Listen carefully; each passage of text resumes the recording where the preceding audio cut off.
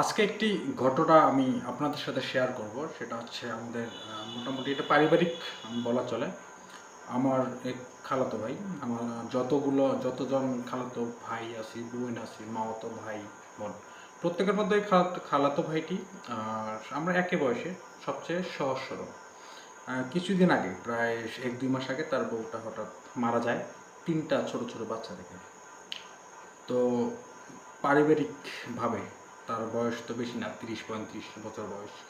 তো এই বয়সে তাকে আবার বিয়ের জন্য চাপ দেওয়া হয় এবং সে বিয়ে করবে। প্রথমে মত ছিল না, পরবর্তী সময় সে রাজি হয় যে সে বিয়ে করবে। আমার এই কিছুদিন আগে তার আবার বিয়ে দেওয়া হয়। এই বিয়ের ঘটক ছিল হচ্ছে আমার সবার বড় যে খালা এবং তার যে খালার ছেলে।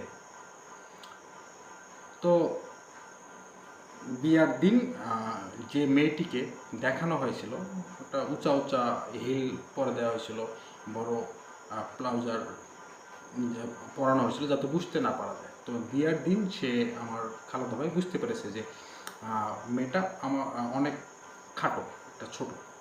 আমার খালাতো ভাই কিন্তু অনেক লম্বা, মোটামুটি 6 ফিটের মতো লম্বা। তো এই জন্য বিয়ার দিন সে মোটামুটি ইয়ার্কির মাধ্যমে সে যে ভাইটি ঘটক ছিল, এই ভাইটিকে সে ভাইয়ের বউকে সে বলেছিল যে আমি এর সাথে সংসার করবো না, আমার চেয়ে অনেক খাটো।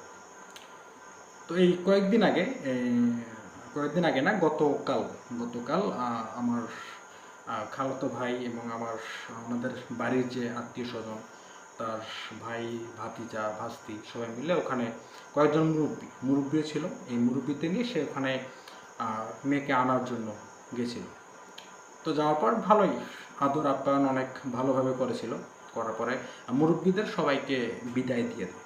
কিন্তু আমার খালাতো ভাইটি ছিল, ওকে নাকি বলা হয়েছিল যে তুমি আজকে থাকো, আমরা বিভিন্ন পিঠা পায়েস তৈরি করব, তুমি কালকে আমাদের মেয়ের সহ পিঠা পায়েসের ভাগ সহ তুমি নিয়ে যাই।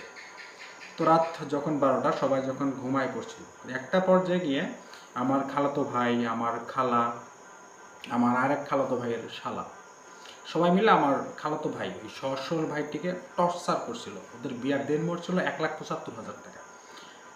তো জোর করে কাজী ডেকে নিয়ে এসে বসিয়ে তাকে চর মারছিল, তাকে থাপ্পড় দিয়ে দিয়ে বলছিল যে তুই স্বাক্ষর দে। ওখানে মোহরানটা তারা 1,75,000 টাকা চেঞ্জ করে 10 লাখ টাকা করবে।